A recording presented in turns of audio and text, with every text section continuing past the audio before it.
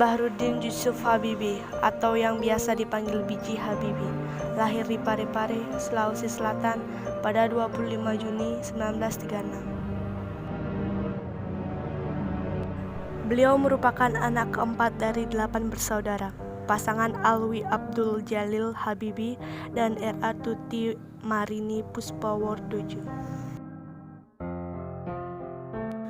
Habibie mempunyai kegemaran menunggang kuda dan membaca sehingga ia dikenal sangat cerdas ketika masih menduduki sekolah dasar. Namun, ia harus kehilangan bapaknya yang meninggal dunia pada 3 September 1950 karena terkena serangan jantung saat ia sedang sholat Isya. Pada akhirnya, sang ibu memutuskan menjual rumah lalu pindah ke Bandung. Habibie muda pun menempuh pendidikannya di SMK Dago lalu melanjutkan kuliah di ITB yang saat itu bernama Universitas Indonesia Bandung dengan jurusan Teknik Mesin. Belum selesai kuliahnya di ITB, beliau kemudian mendapat beasiswa dari Mendikbud saat itu untuk bisa melanjutkan pendidikannya di Jerman. Selama 10 tahun, mulai dari tahun 1955 hingga 1965, Habibie menempuh studi teknik penerbangan di RWTH. Ia meraih 2 gelar sekaligus yaitu Diplom Ingenieur pada tahun 1960 dan Doktor Ingenieur pada tahun 1965 dengan predikat Summa Cum Laude. Di sela-sela studinya, Habibie menyempatkan diri untuk pulang ke Indonesia. Selain mengunjungi makam ayahnya di Makassar, ia juga menyempatkan mengunjungi rumah tetangganya di Bandung yang tidak lain merupakan keluarga Hasri Ainun Besari atau Ibu Ainun Habibie.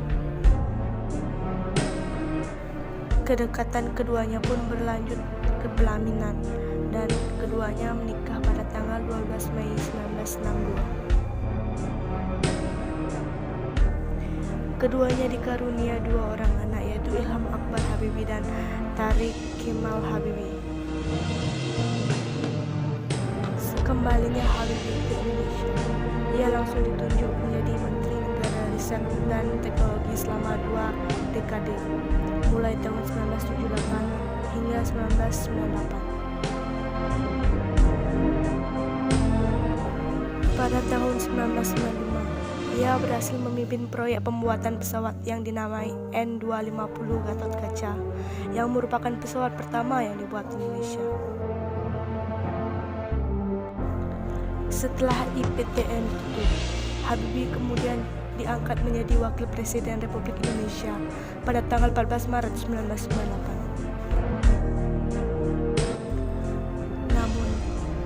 Kerusuhan dan gejolak politik yang berpusat di Jakarta akhirnya menggulingkan Presiden Soeharto yang telah berkuasa selama 32 tahun. Setelah lengsernya Soeharto pada tanggal 21 Mei 1998, Habibie pun otomatis diangkat menjadi Presiden ketiga Republik Indonesia. Setelah tidak lagi menjabat menjadi presiden, Habibie memilih untuk tinggal di Jerman. Tapi ia kembali aktif di dunia politik pada era kepresidenan Susilo Bambang Yudhoyono dengan mendirikan organisasi Habibie Center. Pada tanggal 22 Mei 2020, Indonesia dikejutkan dengan kabar meninggalnya istri Habibie, Hasri Ainun Habibie, yang meninggal di Jerman karena kanker ovarium yang dideritanya.